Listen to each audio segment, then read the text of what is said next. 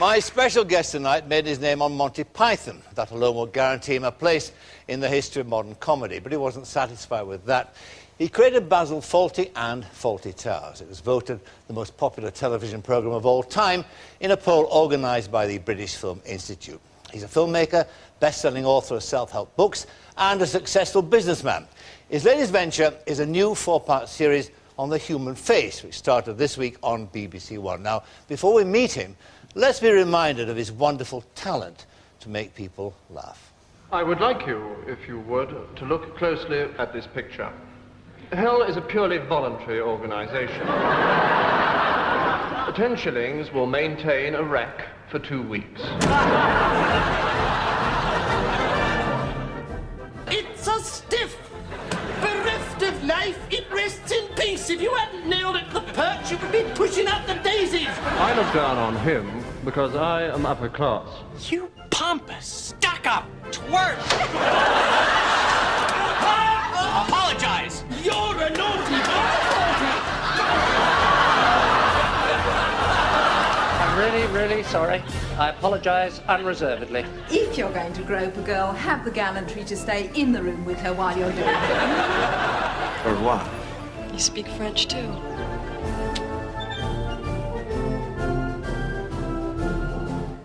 Ladies and gentlemen, John Cleese.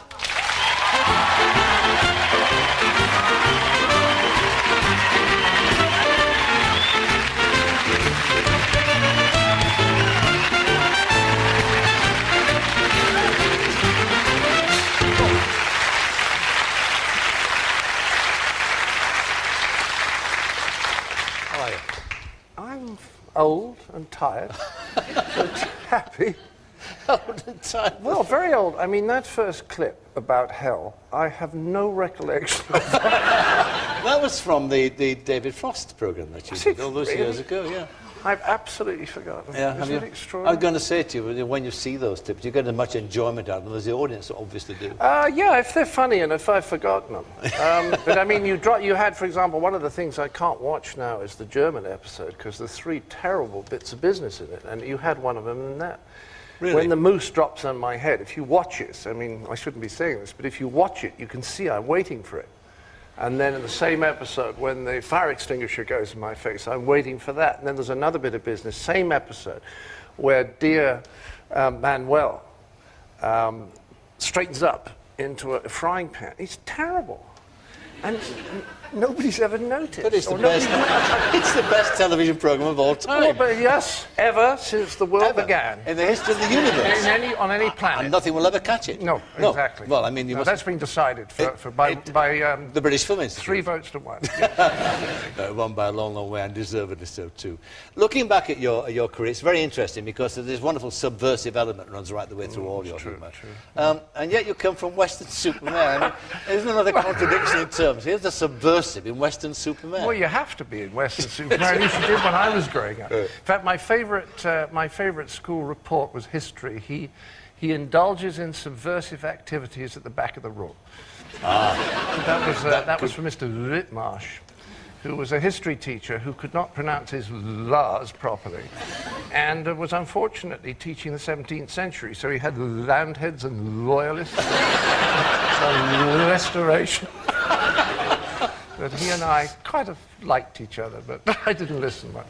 You didn't? You had no notion then, no idea that you would one day become an entertainer and a writer and that sort of thing? No, it didn't happen in Western Superman. I mean, it wasn't an option. I mean, what would be open to you then? What were the options? Accountancy. Accountancy? Oh, yes, they were all going to be accountants. Right. And my dad said to me, you know, my boy, he said, he used to get a little bit grand when he was talking. He said, my boy, what you don't realize is if you go into the accountancy office now, by the time you're 21, you will have the initials ACA after your name, and the world will be your oyster. Which is why we used to do those poisonously rude sketches about the candle. I was kind of getting it out of my system. Exactly. Was your father disappointed in you then, when the way you turned out? No, I don't think so, but he never quite got it. Didn't he? No, I mean, I'm being quite serious. In '67, when I was doing 3 Frost programs a week with David Frost and doing, I'm sorry, read that again on Sunday. I got a letter from him saying, have you ever thought about going into the personnel department of Marks and Spencer? I told this story a few years ago, and somebody from Marks and Spencer sent me an application form. What about Mum? Because Mum, you've not talked an awful lot about Mum, because she was still alive, mainly when she was being talked about. That's or true. you were being interviewed. And she died last year, She died in 101. October, 101. She died the day after her 101st Did birthday. she indeed? And she was extraordinary in a way. She had a wonderful black sense of humour. And my dad was witty and off the wall. I remember Dad, I mean, if Dad couldn't get a meal in a restaurant, he'd call the waiter over and he'd say, I'm awfully sorry, but I've got an operation to perform at 3 o'clock. The food would be there in an hour. And we were driving once down a little windy Somerset Lane, and some lunatic came round the corner much too fast. We both had to slam our brakes on. And the guy jumped out of the car and came over and started abusing my father. So, what are you doing like that? Screaming around in this thing? My father sat. When he finished, my father said, you are a fine old English gentleman, no? The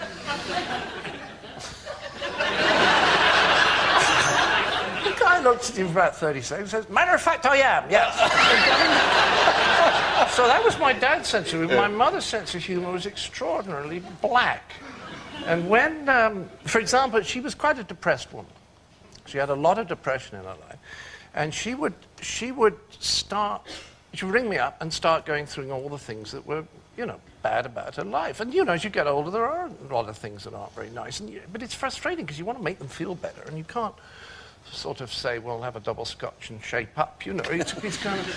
So one day, when she was saying, that this was bad and her leg was worse and 2 of her friends had died. And I said, well, look, you reach the point when you've had enough, Mum, and I know a little man in Fulham, and he'll come down and kill you.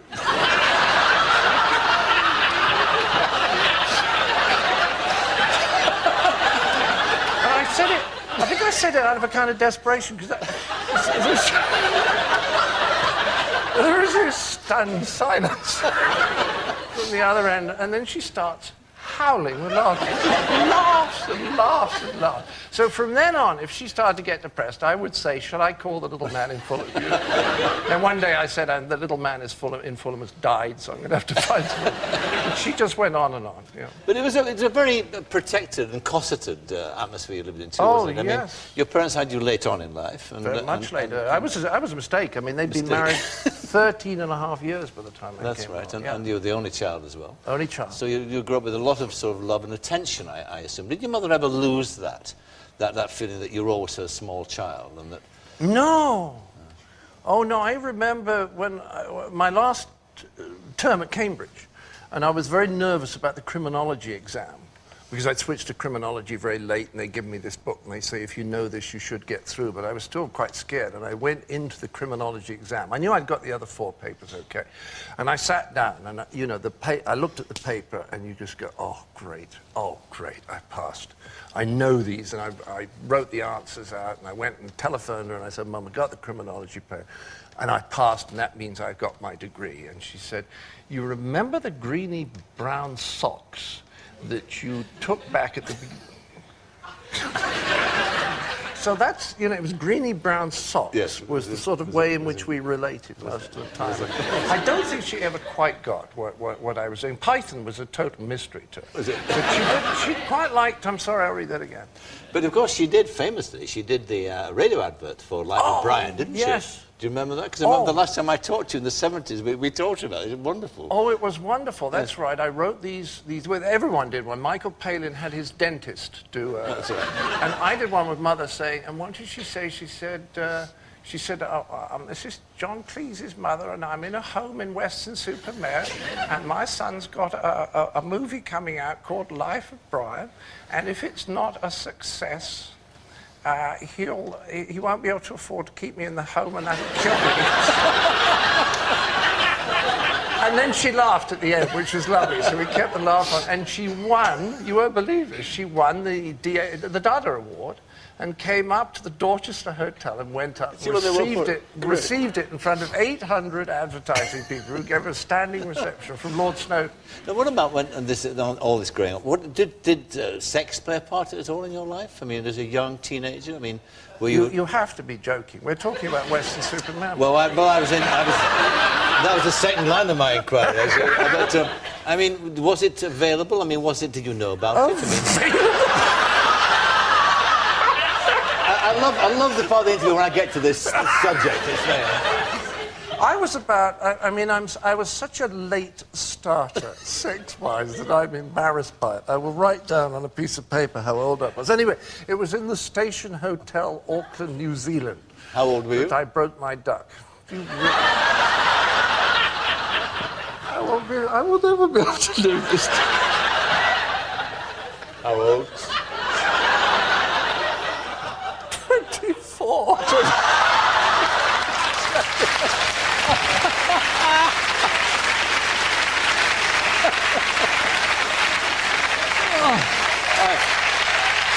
You bastard! I think your mum would be proud of you. If she'd ever suspected. The Station Hotel in Auckland, New Zealand. Oh, dear, yes. What about... And some newspaper found out and went and took a photograph of this building, you know, and it was like the hotel. Of the building? Yeah, and it was like was the there hotel. a plaque on the wall? Psycho. Yeah, that was very, very embarrassing. I've been trying to catch up. It was it.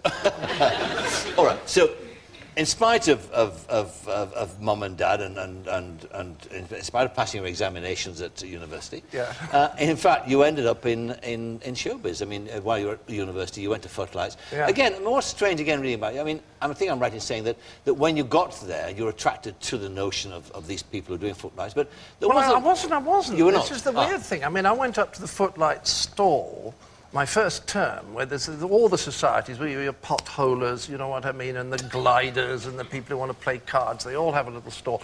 And I went up and I said, I'm sort of interested. And they said, oh, are you good? Do you sing? And I said, sing? I mean, I was in a Broadway musical and I had to mime. That's how good I'm actually. That's true. That's true. And then they said, well, it doesn't matter. Do you dance? He said, well, what are you doing? I said, well, and I went bright red. I started trying to make people laugh, and I just ran away. And I didn't go anywhere near the Footlights for 2 terms. And then my oldest friend, who knew someone in the Footlights, was invited to go along, and the two of us did something together. And then it kind of happened. And I liked the Footlights because they were the most interesting bunch of people I came across at Cambridge. Wide variety of all the subjects they were studying, variety of class. They were just fun people. Yes. Let's move on to the start of it, because you did the Frost Report, and Yeah. you did all that.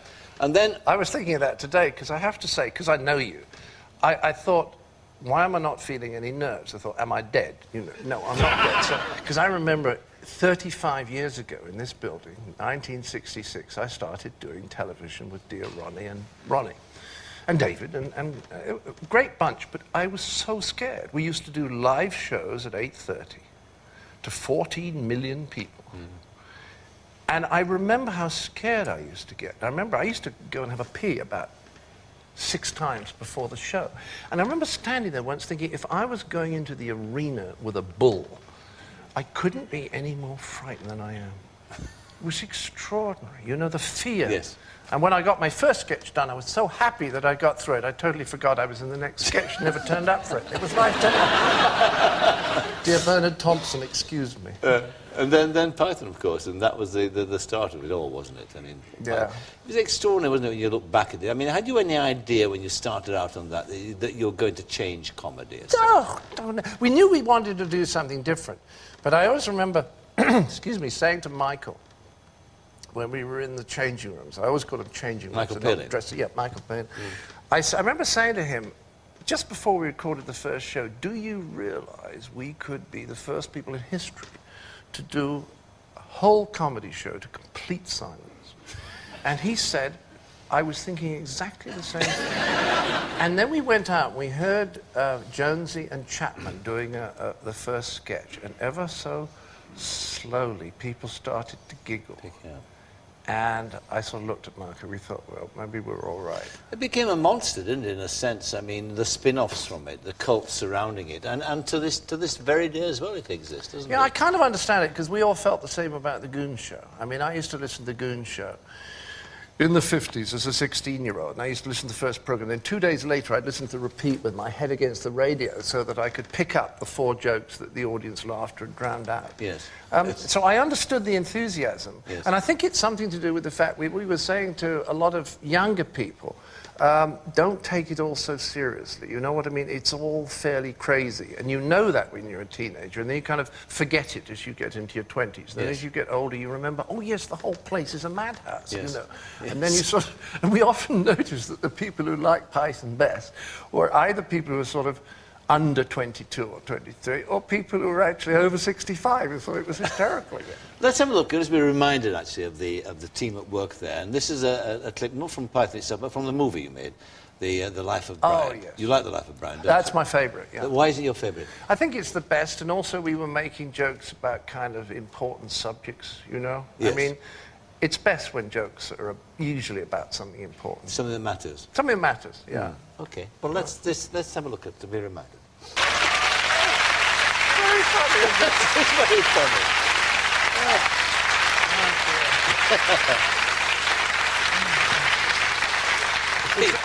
The lines that get me now are the little ones I've forgotten, like when they first throw a stone at dear John Young, and he says, oh, we haven't started yet. It's very funny and very silly, isn't it? Oh, wonderfully silly. Made people terribly cross, you know. And you know they were all protesting outside the New York cinema. Oh, and all the established churches, the Lutherans, the Catholics, 2 lots of the Jewish faiths, and some Calvinists, I think, were all condemned. And Eric Idle said, well, at least we brought them together for the first time. Yes, you were banned in Berkshire and Dorset and all over the place, weren't you? It's interesting watching that and watching your reaction to it. I mean, great enjoyment there. But I know the things that you don't like being reminded of from that time. I mean, for instance, one of the great standout sketches of all time was a minister for Silly Walks. Oh, yeah. And I know you can't bear it, can you? Well, I never thought it was as funny as everyone else. You didn't? No, I really didn't. And when I did it for the television, I spent a lot of time, you know, in my little flat in Basil Street. Did you know I lived in Basil Street? did not. No, there's a giveaway, isn't it? And I was working out all the steps. And then we did it, and it went quite well. And then suddenly, everyone was raving on about it. I thought, well, it's a good piece of material. Well, it's not bad for Mike and Terry. Anyway, let's put it like that. And I quite was puzzled by it. But then when we were doing the stage show, which was, God knows when, I mean, 30 years ago, they wanted to put it in. And I said, oh, is that good? And when we did it in Southampton, the first night of the tour of the British Isles, it laid a total egg. And there I was doing all this stuff in my legs. I mean, how embarrassing does it get? I mean, there wasn't a snigger. And I came off into the wings and I said, right, that's out. I'm not doing that again. And they said, oh, give it one more. I said, no, it didn't work. Did it work? Well, no, but give it one more. So I did it the next night at Brighton. And it was a riot. What about the Dead Parrot sketch? Another one that people can quote line word for word. Well, it was funny. We had to do wouldn't have to, but they chose to ask us to do the Dead Parrot show again, sketch again in New York when Michael and I were doing publicity for Fierce Creatures on Saturday Night Live. So we went out to dinner a couple of nights before, and we were sitting in this steakhouse, and we couldn't remember the lines. And I said to Michael, well, should we just go out and stop someone on the pavement? Because they will know. Yes, because when we were doing it, I remember when we were doing it at Drury Lane, Michael's very naughty on stage, and unfortunately he always breaks me up, you see. So he said something silly. I think I said something like, he says, I don't have a replacement parrot, I've got a slug, you know. And I say, does it talk? And he's supposed to say, not much. And he said, it mutters a bit. And I started, and I broke up. By the time I got back, I got my laughter under control and straightened up and sort of turned back to the audience again. I'd totally forgotten where we were in the sketch. I had no idea, and I was very relaxed that night, and I said to the audience, what's the next line? And 40 of them shouted it out. And I thought, well, what is the point of this thing? Yeah, it is extraordinary, as I said, the entire thing surrounding people quoting huge chunks of it.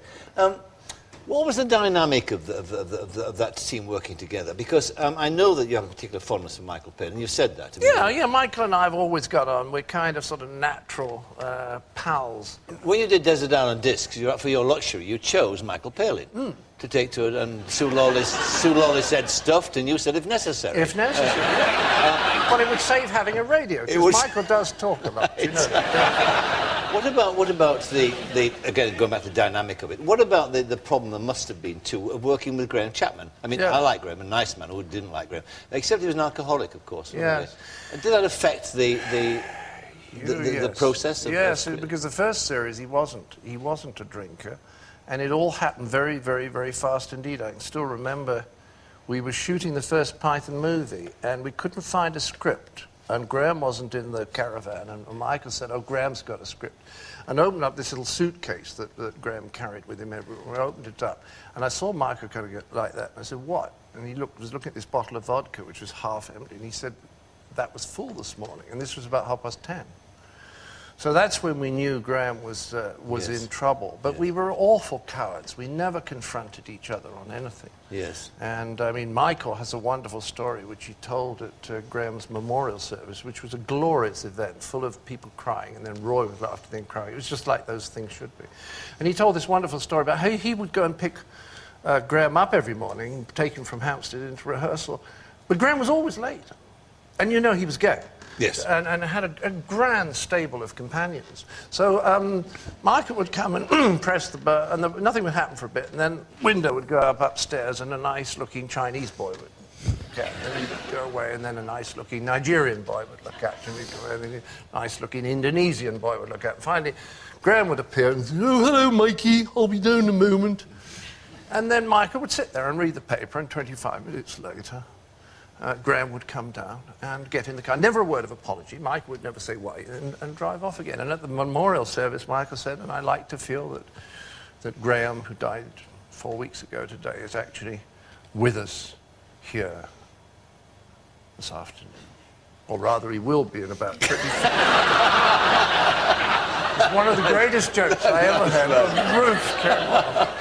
But he was a sweet guy, and he beat drinking eventually. He fell over and gashed his head on a fender just at the Christmas of '87, just before we made Life of Brian. Have I got my years wrong? 77, before he made Life of Brian. And he totally snapped out of it. A little help, and he was amazing. And what was so extraordinary was after that, he was fitter than we were. He was unbelievably fit, because he was a doctor and he knew what to eat and what not to eat. He once came to a BBC Christmas party here, light entertainment party, when Bill Cotton was in charge. And Bill was looking over my shoulder and he froze, and I thought, what's happened? And I turned around and Graham had come in wearing high heels, a frock, carrying a handbag and smoking his pipe. It was a marvellous moment. Bill Cotton was in total shock for about 5 days. Well, Graham would come to parties, cocktail parties like that, and would crawl around on all fours, nibbling people's ankles. And when he went to receive an award once on behalf of the team, I can't remember, I think it was the Sun newspaper gave us an award, and Graham went on, Reginald Maudley, who was Chancellor of Exchequer, was God knows what Reggie Maudley was doing, presenting awards. Anyway, Graham got quite near Reggie Maudley and then just started screaming. And just screamed and screamed and screamed. And Reggie Maudley started backing away from it. And then he ran up and just grabbed it and ran off. And he went to speak at the Oxford Union on some very serious subject. He went dressed as a carrot. He just wore this carrot costume, which was totally orange and went all the way up to the top. And then there was this little sprig of green. And when it was his turn to speak, he got up and didn't say anything. He just stood there for 20 minutes. That would be the best. Not saying anything at all. All right, when you were there with these people, I mean, was there a sense then that you wanted to branch out by yourself? Was that the reason that you wanted out? That you thought, no, I've got to go solo. It's better that way. No, it was. I felt that we weren't moving on. Right. And when we got to the third series, I wasn't crazy about doing the third series because I felt we were already repeating ourselves. And when people wrote sketches, I would think to myself, well, that's this from the first series and a bit of that from the second and then a bit from that from the second. Yeah. And in the whole of the third series, I think Gray and I only wrote 2 things, which were the Highwayman and the Cheese Shop, which were actually original, and everything else was derivative. Yeah. And there was a bit of me, almost a purist bit, that felt, what's the point of doing this comedy if you're now repeating yourself? Yes. And I kept saying it to the others. And in my own defense, I say they didn't really hear me. I don't think they wanted to hear me, and they thought I was not meaning it or I was striking some attitude. So when I eventually said to them I didn't want to do it, they were kind of really quite surprised. Yes, and then, of course, you discovered Basil. Basil Fawlty, yes. I had a lunch with Jimmy Gilbert, and he said, what do you want to do? And I said, I'd like to write something with Connie. And he said, fine, write a pilot. And this man had been lurking in the back of your mind. Yeah, but I didn't know it, because I sat down with Connie, and we said, well, what are we going to do? We can't do that sort of clever man-woman stuff that Mike Nichols and Elaine May used to do, because John Bird, John Fortune, Eleanor Bron had done it. So what should we do? We looked at each other and said, well, the hotel we stayed at in Torquay. And we said, yeah, okay. So we just started. We knew it was that. The man you immortalised there was a real... Did he ever live to see what you did? Yes, he did, because I'm afraid the Daily Mail, I once mentioned his name, and they tracked the poor so-and-so down in Miami, and they showed him and his family the program, and the daughter said, yes, that's Dad. Did you have to alter him much from the original? From yes, the original I had to make him much taller. That's all. I mean, it was all there. Basil was there. Oh, it was there. He was the rudest man I'd ever come across in my life, and it was as though, you know, this hotel would run really well if we weren't constantly bothered by these guests. And if we could get rid of the guests, the whole hotel business would be... You know. And I don't know, there were so many stories, but I just remember that we were having dinner early on, because all the Pythons were staying there, and then they decided to leave because they couldn't put up with it. And for some reason, I stayed on, and Connie came and joined me, which is how we actually kind of observed the man. But at dinner, Terry Gilliam, being of the American persuasion, was doing what Americans do. He cuts up meat like that, and then they put the knife there, take the fork in the right hand, and they spear the meat. And Mr. Sinclair was walking by, trying to avoid people's eye and look lofty, and he said, we don't eat like that in this country. And it was so astounding. You know, and then everything was too much trouble, you know? I came down the stairs, and he was one of those people who'd stare into space, and the moment he saw a guest coming, he'd busy himself. You know? So you'd come up to the desk and just stand there for a bit, and eventually you'd say, excuse me, he'd say, oh, what? Could you call me a taxi? He said, call you a taxi? Well, you know, call me a taxi. All right. Let's be reminded of the awful Basil in this wonderful sequence from one of the shows you did called The Psychiatrist. But this is one of my favourite sequences.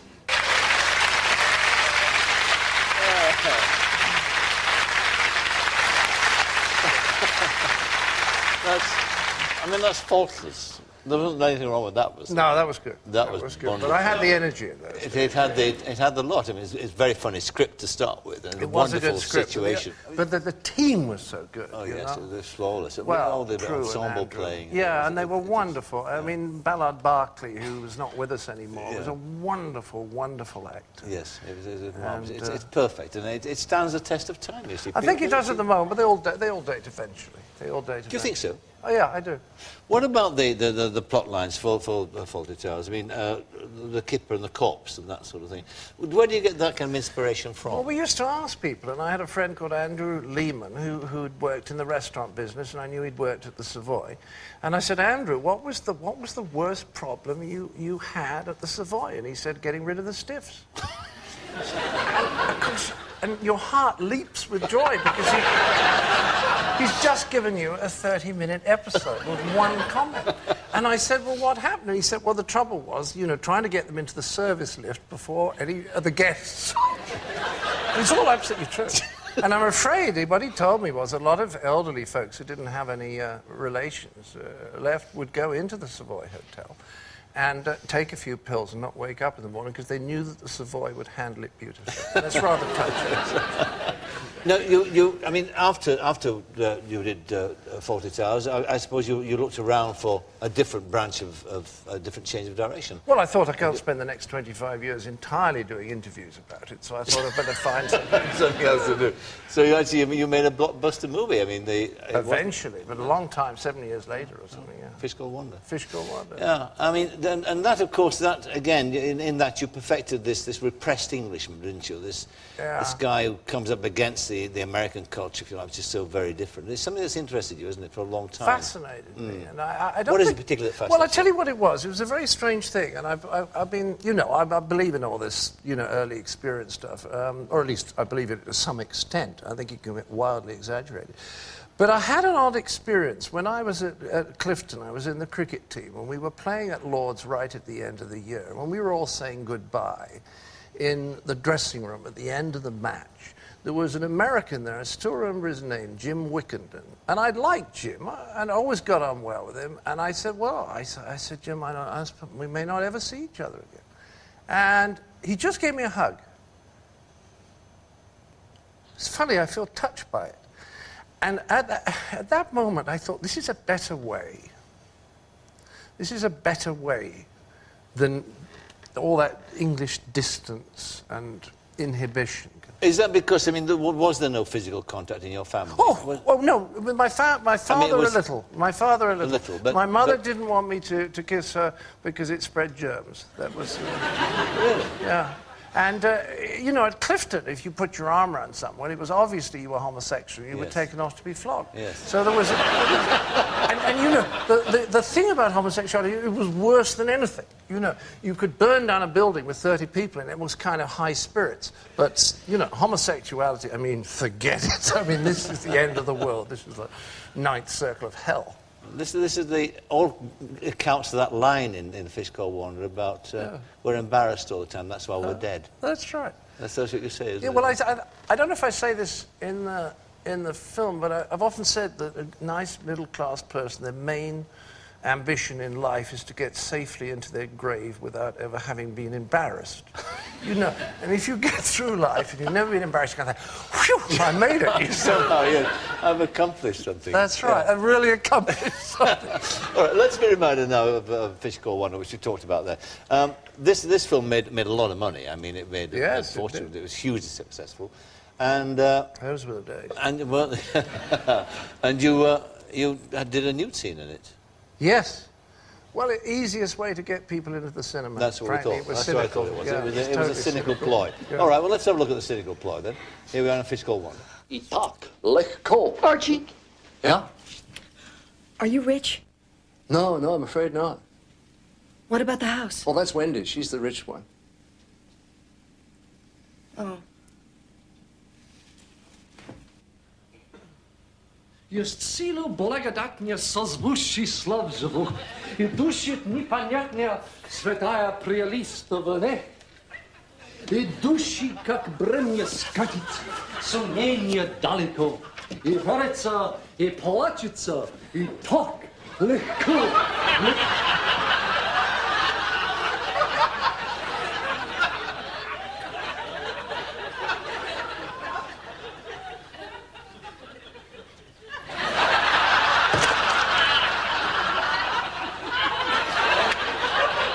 what the hell are you doing? I might ask you the same question. Who are you? What? Get your clothes on. Will you leave immediately, please? What? You're in the wrong flat.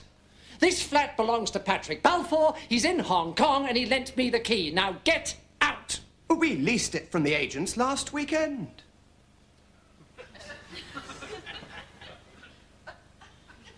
Yes, well, obviously that changes things a bit. Aren't you Archie Leach? What? You bought our house in Lissenden Gardens. Hazel and Ian Johnson. What a coincidence. How nice to see you.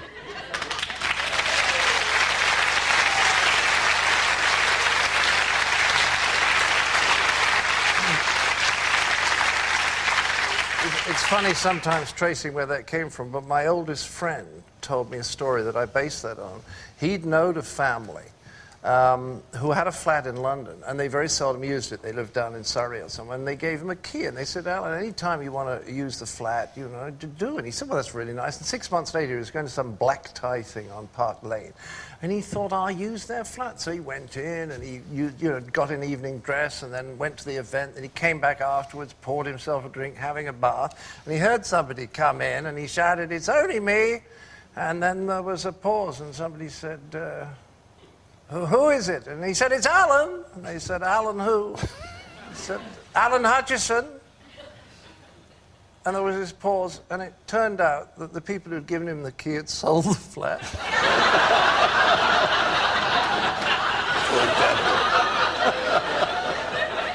So much of the funny stuff is based on humiliation. Absolutely, Yeah, totally. yeah. So that's right. It is.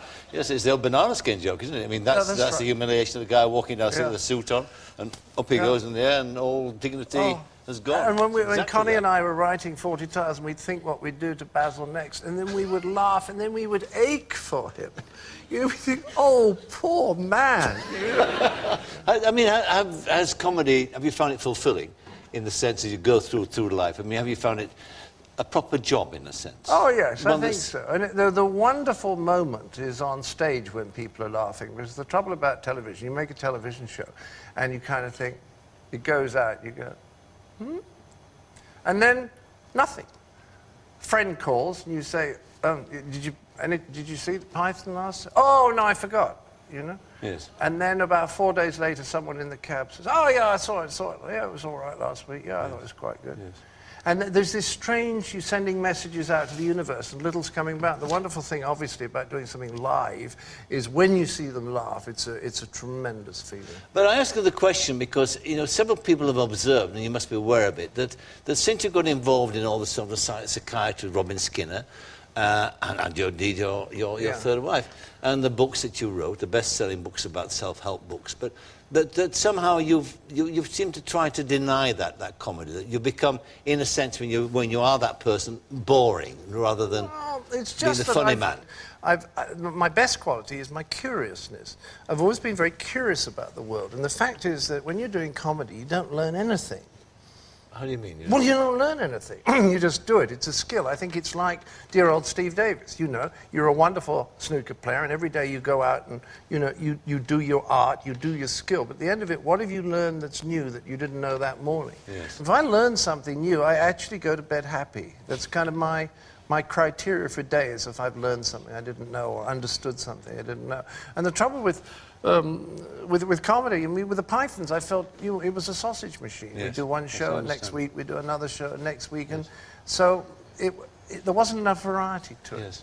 Therefore, would this latest project that you're doing, The Human Face, that would satisfy your curiosity, wouldn't Oh, it? yes. I mean, that's been the research side of that was fascinating. The great thing is I met the world expert on lying, who's becoming a friend, the guy who knows more about beauty and the sort of scientific measurement of beauty, which sounds astounding, but he's actually shown that it all goes back to a proportion that the ancient Greeks knew about, Pythagoras knew about, and a Florentine mathematician called Leonardo, but not the Leonardo, we know as Fibonacci, worked out what it is numerically, 1 to 1.618.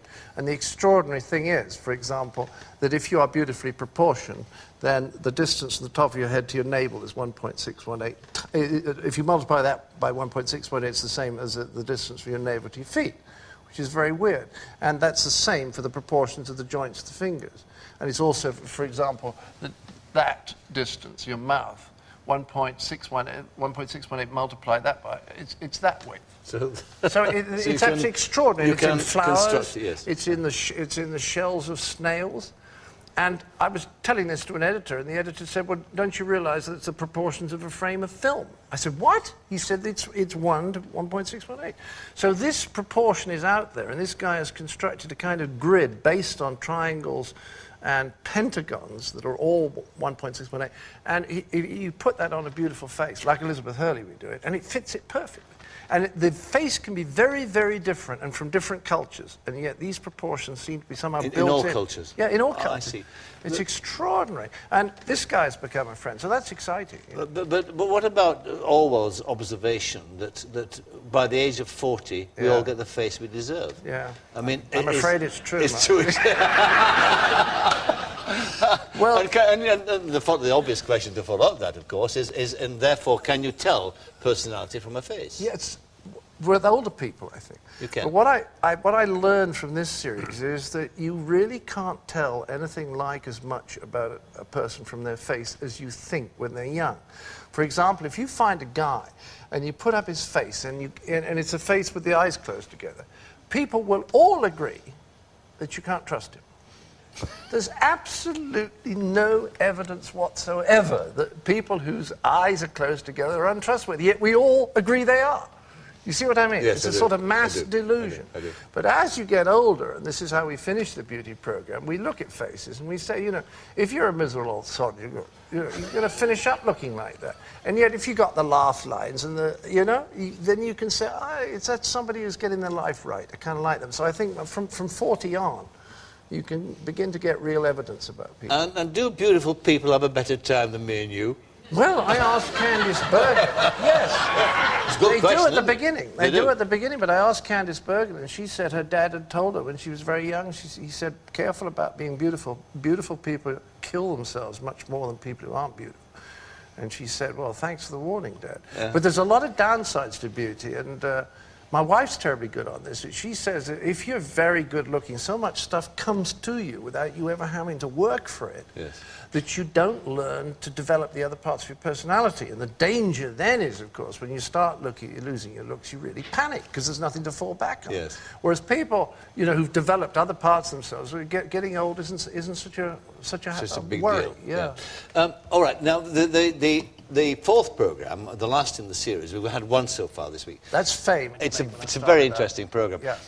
Because all the programs involve you, but you approach it from one part of it, your own attitude toward fame. Yes, that's which is very interesting. And some of it we touched upon in our talk. But now let's look at this clip from it. It's a lovely clip, this, and it kind of sums up what we've been talking about. Let's have a look. This is the clip from Fame, the fourth in the series. Seriously, what do you think of the black cherries? They're nice. The black cherries are nice, yeah. Okay, give me about half a pound. Give me about half a pound? Sure, well, All right. Hold on, you haven't paid for those. Unfortunately, we know where you live, mate, so you can't get away. Well, if you're as slow as that, you don't deserve to be paid. Oh. Out we go. Do you want a bag? No, the hands are working just right. You see, that's the kind of recognition I like, and I think everyone does, because it makes you feel part of the community. To those guys, I'm just the man who's lived around the corner for years and who apparently is sometimes on the television, which is great, because it feels natural. And they know me a bit, so it's real. Whereas this business of getting recognized from the television. Oi, Basil! To be totally honest, I've never been 100% comfortable. It feels, a bit artificial. I mean, they don't know who I actually am. You shot him! Only a bit.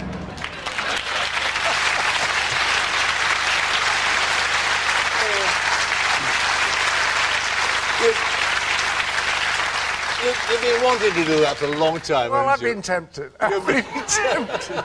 Yes, that's the terrible thing, because I am sort of well-mannered, but there are times when people come up and start talking about their favourite Python sketch or something, and I just think, if I could just pick that blancmange up very gently and just...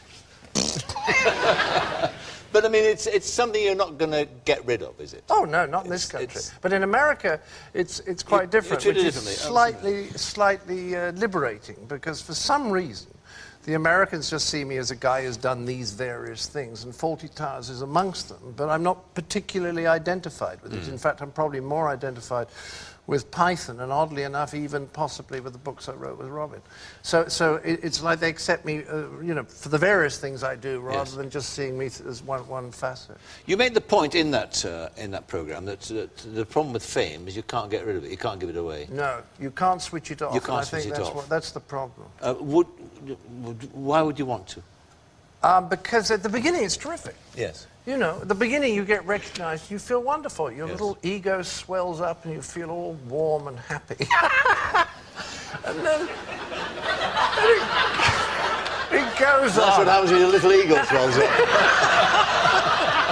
We're back in New Zealand now. Yeah, once you're 24. Passing over there. And then you kind of begin to get used to it. And then there's a certain point when you begin to find that the negative, I mean, you know, it's not nice to wake up in the morning and have your secretary call you, be careful, the paparazzi sitting in the car outside with long lenses, you know? It's not nice. It really isn't nice at all. And people often think, oh, you could shrug that off. But I promise you, I don't know anyone who can. It's an uncomfortable feeling. And it also means that you get stared at a lot. And after time, the good side of that begins to fade away. And it just becomes something that interferes with, this is going to sound pompous, but interferes with living a sort of authentic life. Do you see what I mean? Yes, I do. Because to some extent, we're always putting on some kind of face. I mean, you and I are more relaxed in front of camera now, but we're always projecting some kind of face when we're in public. And that face can become kind of permanent, as I think it sometimes becomes with politicians, and to the point where you don't really believe there's anything much left behind the face. Yes. And I think it's terribly, terribly important. I mean, if I go out and do a publicity tour, I genuinely feel after 4 weeks that I'm a bit more fake than I usually am, because I'm kind of projecting an image and selling something and trying to manipulate the conversation in a positive direction. So what about the bit behind you that's more authentic? Well, if you don't get away and get rid of the public face and go back into the authentic bit now and again, I think you can lose it. Yes. I think public figures do. And it leads, of course, to this exploitation, doesn't it, too? It's something you define in that programme as being celebrity pond life. I mean, the entire notion now of celebrity is quite extraordinary, isn't it? I mean, well, you don't have to do anything. No. I mean, one of the things we say in that programme is that somebody who was famous in, let's say, 1850, it was the Duke of Wellington, because he'd actually commanded the armies for a bit, or Florence Nightingale. I mean, those are the people who were famous, or Brunel had built a few bridges. But now, if you play third lead in a sitcom, you're famous. You know what I mean? And the trouble is, people, I think we do look for guidance from heroes. And the trouble now is that the heroes don't know anything. Now, if you could have sat down with the Duke of Wellington, you could have learned something really quite interesting from that guy, or Florence Nightingale. But you sit down with an actor from a sitcom, what do you expect to learn? And yet, because people are staring at them, we think that they have to know something that we don't know. And it isn't true. Now, when you look back on that journey you made from Western Supermare, this fifth columnist from the middle class, this subversive performer from Western Supermare, I mean, is it true, the old saying, that you can take the boy out of Western, but you can't take Western out of the boy? Is it still true? Oh, yes. It is, today? I'm just a little small-town guy who doesn't like having debts and doesn't like wasting food. And I think most of us are just waiting to be found out, you know? Particularly if we're artists, because you never know if you can do it tomorrow. There's a wonderful story about Monet. Monet, when he was 80, was going out to paint, and his hand used to shake every day. And somebody said, why is your hand shake in the morning and not later on? Wondering if it was to do with booze. And he said, well, I don't know if I can do it each morning. You know, if somebody like Claude Monet doesn't know if he can do it, none of us ever know if we can do it. So we don't really believe we're that good, because we know it can fall apart at any time. You know?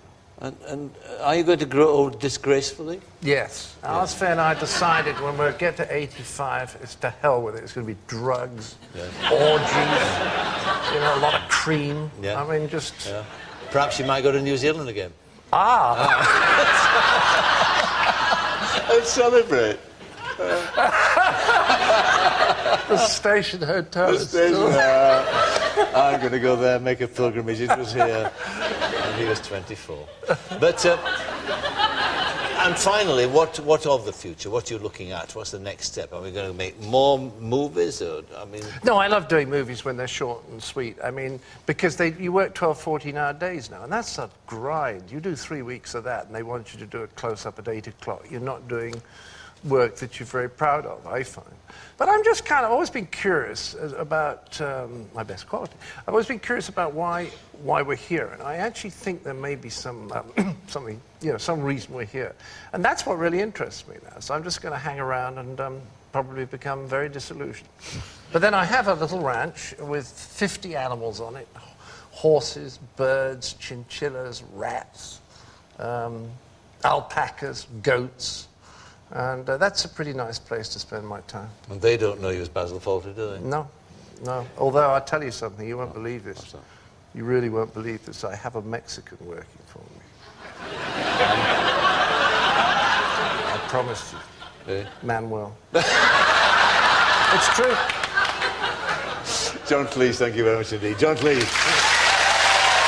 That was fun, wasn't it? I never told anyone about Manuel. Thank you. I couldn't believe it. I just couldn't believe it when I was introduced to him and I liked it. And I said, what's that really? Oh, dear. My thanks to John Cleese. On next week's show, my guests are Hollywood superstar Kevin Costner and two men renowned for their ability to make us laugh, Lee Evans and Martin Clunes, plus music from the splendid Texas. That's next week. Join us then. Until then, from all of us here, a very good night. Good night.